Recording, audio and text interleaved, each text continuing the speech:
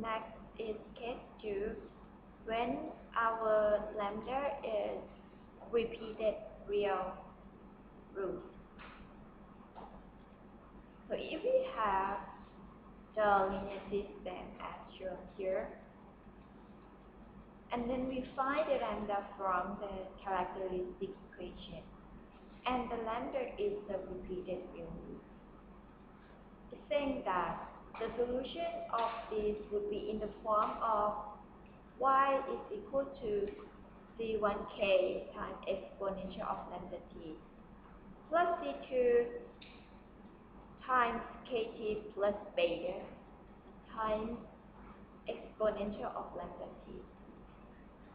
This part is the thing that we have to write down in such a way that these two solutions would be linearly independent. Okay. The way to find beta is saying that the beta is a vector which satisfies with this equation.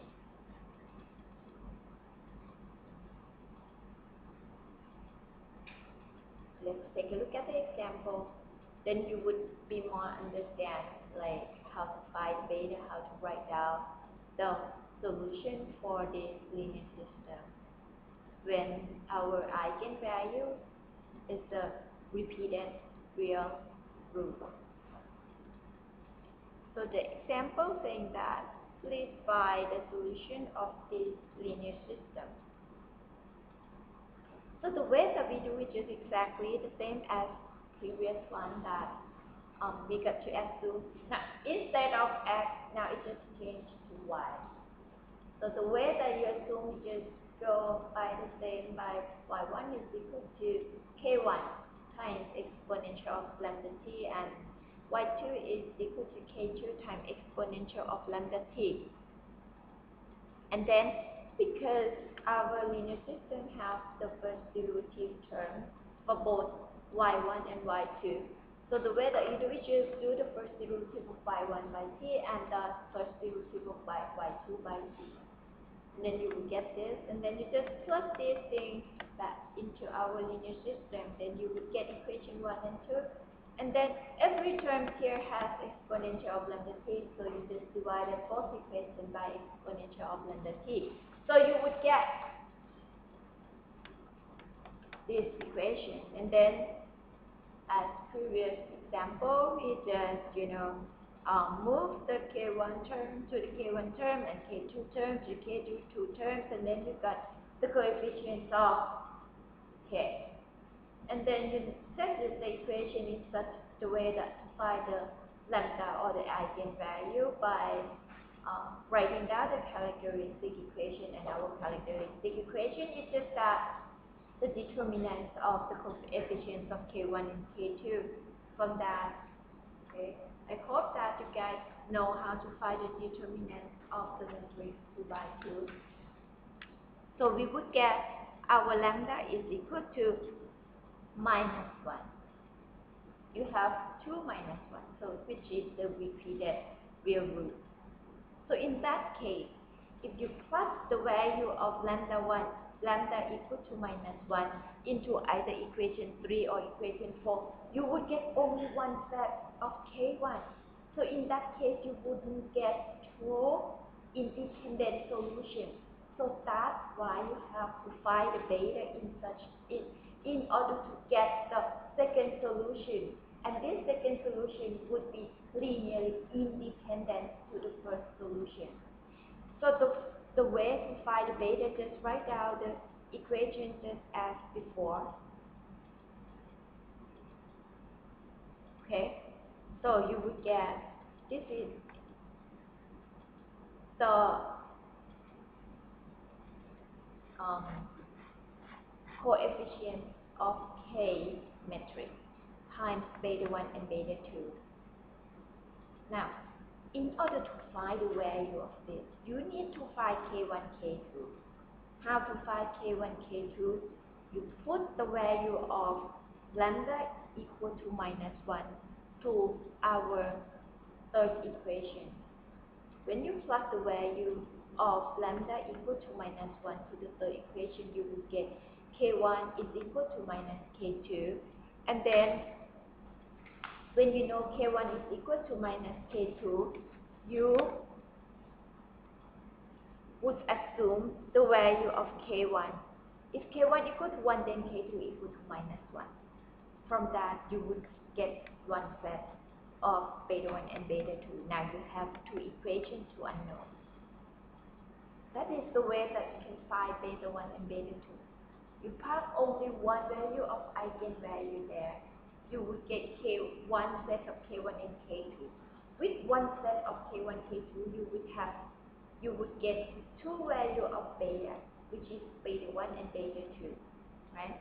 This equation is two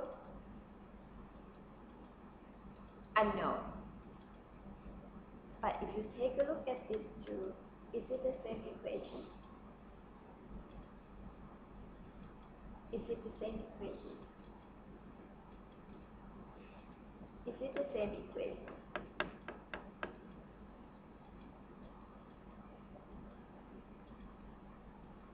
Up here you would get 2 beta 1 plus 2 beta 2 equal to 1. Down here you would get minus 2 beta 1 minus 2 beta 2 equal to minus 1. My question is just that, is that 2 beta is the same? Is that these two equations are the same? You take minus 1 out, divide this equation by minus 1. Would you get the same? So with these two equations, you can use either one of them. You get the relationship between beta 1 and beta 2. So I just assume that if beta 1 equal to 0, if beta 2 is equal to 0, your beta 1 would be equal to 1 over 2.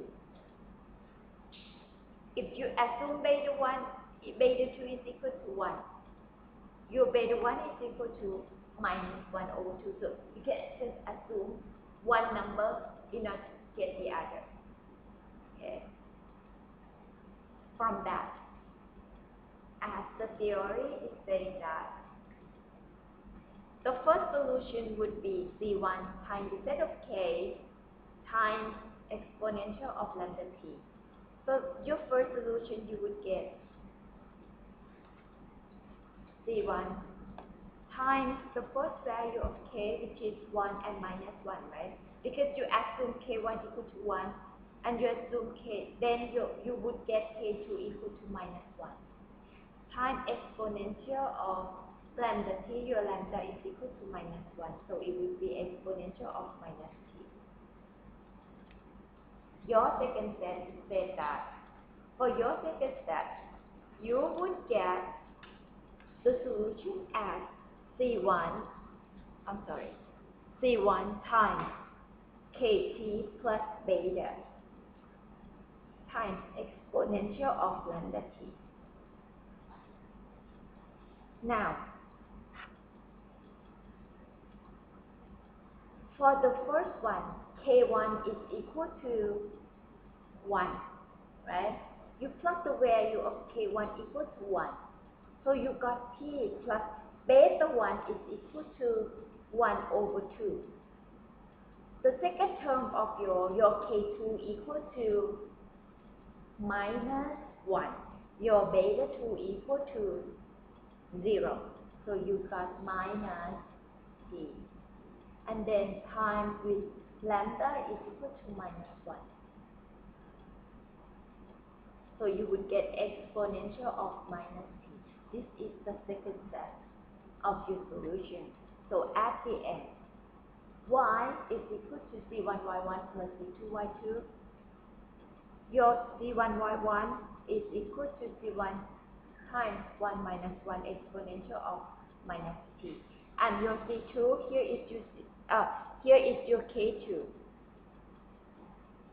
And then if you see that your set 1 and set 2 are linearly independent. And that's the answer.